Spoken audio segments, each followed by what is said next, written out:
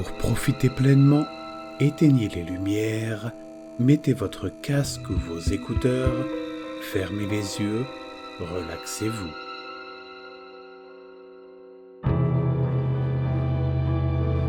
Le guide du survivant pour les nouveaux locataires.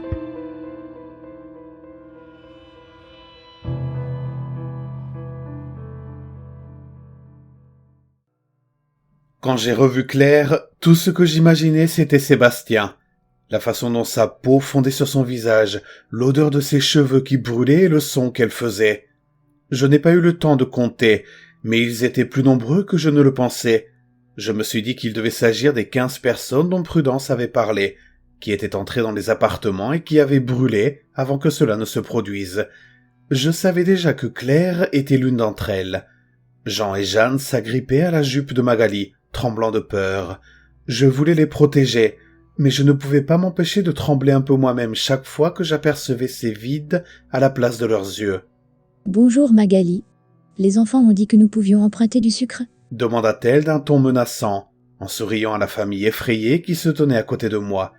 Après un moment ou deux de fixation intense, Claire s'est enfin adressée à moi. Elle semblait être la porte-parole du groupe. « Comment va votre ami ? C'est dommage que nous ayons dû mettre fin à notre visite. J'appréciais sa compagnie. »« Ne parle pas de lui ! C'est quoi ton problème, espèce de pute ?» Je lui ai crié dessus. Je ne pouvais pas supporter de regarder son visage à nouveau. « Tu ne me fais pas peur avec tous tes amis tarés. Je vais pas te laisser faire du mal à cette dame ou à ses enfants. » Claire s'est esclaffée. J'ai eu un haut le cœur. J'ai beau faire de beaux discours, je ne suis pas un héros. Il y a quelques jours, j'étais un jeune homme heureux à l'idée d'emménager avec sa petite amie. Et maintenant, me voilà. Ma petite amie est morte, mon appartement est comme si je vivais dans mon propre film d'horreur, et je défie des voisins qui peuvent faire cramer des gens pour défendre des enfants à l'apparence démoniaque. Mais quand j'ai dit qu'elle ne me faisait pas peur, j'étais sincère. Quelque chose en moi était en train d'éradiquer toute peur de ces gens. Je voulais juste protéger les résidents. La vie nous réserve vraiment des surprises. « Je sais que tu n'as pas peur. Je l'ai vu dans tes yeux quand tu m'as planté ce grand couteau dans la gorge. C'est pour ça qu'on est là. » Sa façon de parler a radicalement changé. Non seulement on aurait dit qu'elle mettait de l'émotion dans sa voix, ce qu'elle n'avait jamais fait jusqu'à maintenant, mais elle avait ce même accent que j'avais entendu auparavant. L'accent de Prudence. Une sorte de mélange entre un accent britannique et un accent inconnu. Je me suis posé la question de savoir pourquoi la façon de parler de Claire et de Prudence était si proche, mais cette idée s'est estompée à la seconde où elle a recommencé à parler. « Mes frères et sœurs ne sont pas des monstres. C'est vous qui l'êtes. Vous pensez que votre vie a un sens? Nous vous regardons vaquer à vos occupations quotidiennes et à vos routines banales. Et rien ne change vraiment. Vos vies sont inutiles et jetables. C'est pour ça qu'on a mis le feu il y a des années. » Elle gloussa tout au long de ses paroles. Il y avait de l'animation dans ses paroles, comme si elle était un personnage de dessin animé psychotique, attrapant enfin sa proie après 138 épisodes de poursuite. Magali prit alors la parole. « Ces gens n'étaient pas jetables. »« Hein? Quoi? Qu'est-ce que c'était, Magali? Tu as quelque chose à nous dire, hein? Claire est passée du dessin animé psychotique à la brute de l'école. Elle me donnait la chair de poule. « Je n'étais qu'une enfant, mais ces gens étaient des amis de mes parents. C'étaient des gens bien. » dit alors Magali avec une certaine assurance. Aucune des autres personnes n'avait bougé. Ils sont restés là à regarder fixement. « Pourquoi brûler des gens vivants? Qu'est-ce que ça peut vous apporter ?» Je me suis interposé, faisant un léger pas entre Claire, Magali et les enfants. Je voyais qu'elle s'apprêtait à s'en prendre à eux et je ne pouvais pas la laisser faire. « Nous vivions avec le grand chef Michael. Nous tous. Nous vivions dans la voiture qui nous avait ordonné de vivre. » Elle fit un geste vers les gens qui l'entouraient. Le nom de Michael semblait inspirer une certaine émotion au groupe. « Le frère de Michael, Jonathan, vivait ici, à l'étage que nous avons brûlé.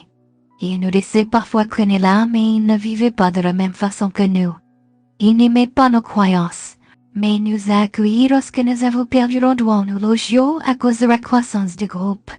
Michael et lui étaient rarement d'accord, et se disputaient passionnément. Notre groupe n'a jamais cru aux contraintes des normes sociétales, et nous étions debout à toute heure. Nous allions et venions à notre guise, nous embrassions les libertés et écoutions de la musique, tout en faisant un travail d'introspection. Magali repousse ses enfants en arrière. Vous étiez un groupe de hippies prétentieux et insolents qui suivaient un crétin atteint d'une maladie mentale. Écoutez-vous donc. Le stéréotype de la secte qui sort de votre bouche en ce moment même. S'écrie Magali. J'ai été choqué par son emportement, mais je n'aurais pas pu être plus d'accord que ça. Cela ressemblait en effet à du radotage sectaire. Cela me mettait en colère qu'un étage entier de personnes soit mort pour ça. Alors que Magali terminait son discours, les rideaux accrochés à la fenêtre derrière elle ont pris feu. J'ai sursauté et j'ai senti mon cœur battre la chamade. Ne nous insulte pas. J'en ai vraiment marre d'entendre des gens simples d'esprit nous traiter de secte. Un homme d'apparence moyenne, aux cheveux blancs, est venu de la dernière rangée, et a pris la parole, souriant et regardant les rideaux brûlés. C'est ce qu'il avait fait. Ils étaient tous capables de faire au moins ce que Claire avait fait à Sébastien.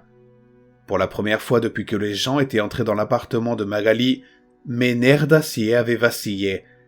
J'ai réalisé que nous n'étions en vie que parce qu'il le permettait jusqu'à présent. Nous étions vraiment dans le pétrin. Magali se tait rapidement et Claire poursuit son récit.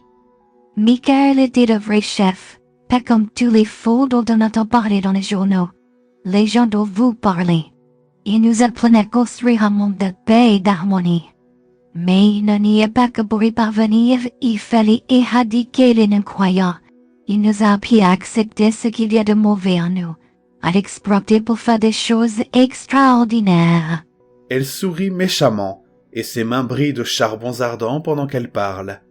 Cela pouvait ressembler à du radotage de secte, mais le fait que Michael soit un parfait imposteur n'expliquait pas leur pouvoir. Les choses ont mal tourné quand quelqu'un est allé voir la police après que Michael et Jonathan se soient terriblement disputés un soir. Lorsque la police est arrivée, Jonathan nous a dit de partir. Le groupe avait prévu de quitter le bâtiment de toute façon. Nous n'avions connu que des interruptions et des problèmes depuis que nous étions ici. Cet endroit est bizarre, mais nous n'avions nulle part où aller. La police ne nous aimait déjà pas après la surpopulation de la dernière propriété. Nous n'avions pas besoin de plus d'attention. Michael était furieux. Nous avons réfléchi pendant des heures dans un champ pour savoir qui avait pu faire ça. Personnellement, je soupçonnais la voisine, Maeva. Cette femme était si curieuse. Elle frappait toujours et nous demandait de faire moins de bruit, interrompant nos séances spirituelles.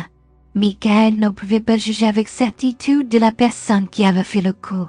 Tout ce dont nous étions sûrs, c'est qu'il devait se trouver au même étage. Il nous a donc demandé d'y retourner cette nuit-là et d'éradiquer tout l'étage et tous les non-croyants qui y vivaient. Comme vous le savez, nous avons obéi. Cette dernière phrase a provoqué un rire malsain dans la foule. J'ai attendu, me forçant à la laisser finir. J'essaie de gagner du temps. Nous avons pris plaisir à entendre leurs cris, à voir chaque homme, chaque femme et chaque enfant s'enflammer à travers les fenêtres de leur porte d'entrée. C'était la première fois que nous libérions toute cette énergie et nous nous sentions si puissants. Mais lorsque nous avons laissé le couloir en flammes derrière nous et que nous sommes entrés dans la cage d'escalier, ce bâtiment a trouvé le moyen de nous baiser une fois de plus. Je ne pourrais pas te donner le nombre de fois où nous avons essayé de descendre ces escaliers au courant, de laisser notre glorieuse victoire derrière nous et de retourner auprès de Michael. Peu importe le nombre de fois où nous avons essayé. Nous ne pouvions pas dépasser cet étage. Des escaliers ne nous laissaient pas passer. Il n'a pas fallu longtemps pour que le feu atteigne la cage d'escalier dans laquelle nous étions piégés. Nous brûlons tous, ainsi que les non-croyants. Nous sommes morts juste avant que les pompiers arrivent. Nous étions peut-être morts, mais nous n'avions pas disparu. Nous ne pouvions pas quitter le bâtiment, nous étions coincés à l'intérieur. Nous pouvions entrer et sortir des appartements et des couloirs brûlés, mais nous n'étions pas autorisés à aller ailleurs, sauf si on nous le demandait. C'était horrible. Au début, nous n'avons pas essayé de causer des problèmes. Nous attendions que Michael vienne pour nous trouver et nous dire quoi faire.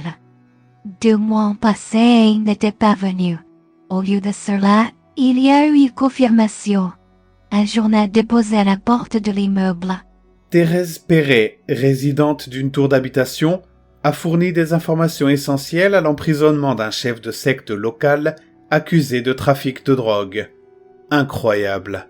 J'ai sursauté. Je n'arrivais pas à croire que je n'avais pas trouvé cela lorsque je faisais des recherches sur Prudence. Mais je suppose que les informations locales n'étaient pas aussi présentes sur Internet à l'époque. Claire a vu mon expression choquée et a souri encore plus fort qu'avant. Le vieux connard ne te l'a pas dit? Elle a demandé, même si ce n'était pas vraiment une question. Que c'est à cause de cette putain de femme que nous sommes ici. C'est à ce moment-là que nous avons commencé à causer des problèmes. On a fait tout ce qui était en notre pouvoir pour foutre en l'air tout le bâtiment. Mais il n'a pas fallu longtemps hésitant pour comprendre qu'il fallait nous demander nos clés. Comme des vampires. Nous n'avons arrêté que lorsque Prudence a trouvé un moyen de mourir une seconde fois et de revenir. Il a tué 2 membres de notre groupe. C'était la seule personne qui pouvait nous arrêter. Nous ne pouvions rien faire avec lui dans les parages. Nous sommes arrêtés et avons opté à une impasse. Puis il est parti du bâtiment. Et c'est là que tu es arrivé, Benoît. Alors que Claire se mettait en colère, un membre de son groupe commença à s'agiter. Tous suivirent bientôt comme un esprit de ruche, travaillant comme un seul homme. Le calme devint chaotique avec tous ceux qui bougeaient et faisaient du bruit. Je n'ai pas remarqué au début que l'un d'entre eux a commencé à marcher vers Magali et les enfants, mais je l'ai remarqué quand il s'est approché. C'était une adolescente, mince et jolie, mais troublante. Lorsqu'elle s'est approchée à moins d'1 mètre de la famille, Jean s'est soudain figé. Les griffes qui remplaçaient ses ongles devinrent plus longues et plus pointues, avec des bords déchiquetés à cause de la rapidité de la croissance. Les vides se creusèrent si tant est que cela soit possible. Elle ouvrit la bouche pour révéler des rangées de dents acérées, couvertes de sang à l'endroit où la dent rencontre la gencive, là aussi où elles avaient poussé trop vite. Jean sursauta. Il tendit la main vers la fille et lui taillada le visage avec ses griffes, laissant de profondes entailles sur ses yeux. Elle s'accrocha à la fille en utilisant ses griffes comme des piquets de mur, se maintenant au niveau des yeux. Jeanne contrôlait la foule. Ses propres griffes grandirent aussi et elle courut vers eux, les envoyant s'éparpiller hors de l'appartement, des éclats de flammes aléatoires jaillissant partout. Elles illuminent toute la pièce. C'est le coup de massue. Les 2 enfants démons avaient réussi à repousser un groupe de 15 cultistes surhumains morts. Claire leur a échappé en courant, tout en gardant ses yeux rivés sur les miens. Alors qu'elle quittait l'appartement en courant, elle s'adressa à moi. « Ça n'est pas fini !» Elle a crié, et je savais que ce n'était pas le cas. Je suis resté sur le canapé de Magali cette nuit-là. Nous avons ramassé tous les objets brûlés dans la maison et nous avons jeté des choses avant de nous endormir au petit matin. Les griffes des enfants se sont rétractées et ils sont revenus à leur état antérieur. Ils faisaient des bêtises dans les couloirs comme si de rien n'était. Ils étaient trop jeunes pour comprendre. Je n'ai pas beaucoup dormi. Rien de nouveau. Quand je me suis réveillé, Magali dormait encore. Je n'ai pas voulu la déranger. Alors j'ai marché jusqu'à mon appartement, en essayant désespérément d'éviter tout ce qui était étrange sur mon chemin. Les escaliers ont dû s'en apercevoir car ils n'ont pas tremblé pendant que je montais. Je n'avais pas regardé l'heure quand j'ai quitté Magali, mais j'ai atteint ma porte en même temps qu'un visage familier. Le facteur Yves était là, déposant des lettres sur le pas de ma porte. « Il faut que je vous parle. Vous pouvez entrer juste 5 minutes, s'il vous plaît ?» Je l'ai pratiquement supplié sur le pas de la porte. Je lui ai raconté tout ce qui s'était passé la veille. Claire voulait se venger et j'étais l'objet de sa rage. Je l'ai supplié de me dire comment les tuer, mais il a prétendu qu'il ne savait pas. Il m'a dit qu'il fallait que je ferme les portes à clé et que je ne les laisse pas entrer, et que tout irait bien. Il a pris un air narquois quand j'ai parlé de les tuer. Il n'a même pas suggéré de demander à Prudence comment faire. Quelque chose me disait que ce n'était pas la peine. Il semblait si peu sincère. Je voulais lui faire confiance. Je voulais tellement lui faire confiance. J'avais été si vulnérable avec lui au sujet de Julia. Mais si Prudence Perret pouvait oublier de mentionner ce que Thérèse avait fait, et comme par hasard ne jamais transmettre la méthode pour tuer ces horribles personnes, en les laissant par la même occasion dans les parages pour terroriser ses amis et ses voisins, alors pouvait-il être un menteur lui aussi? Pouvais-je vraiment faire confiance à Yves? Lorsqu'il n'a fourni aucune réponse et aucune aide réelle, quelque chose en moi m'a dit que je devais le faire sortir de mon appartement. J'avais besoin de réfléchir. commencer à régler les choses par moi-même. J'ai donné un prétexte à Yves et je l'ai envoyé faire sa tournée. Prudence m'a laissé des règles, mais il a oublié tant de choses. Comment savoir si je n'ai pas toujours été un pion dans un jeu malsain? Il a gardé sa petite fille en cage pendant des années. Peut-être qu'il aime souffrir, mais je n'allais pas abandonner facilement. Claire n'allait pas gagner. J'ai décidé à ce moment-là que je devais assister à la réunion du comité aujourd'hui et commencer à construire une armée contre Claire.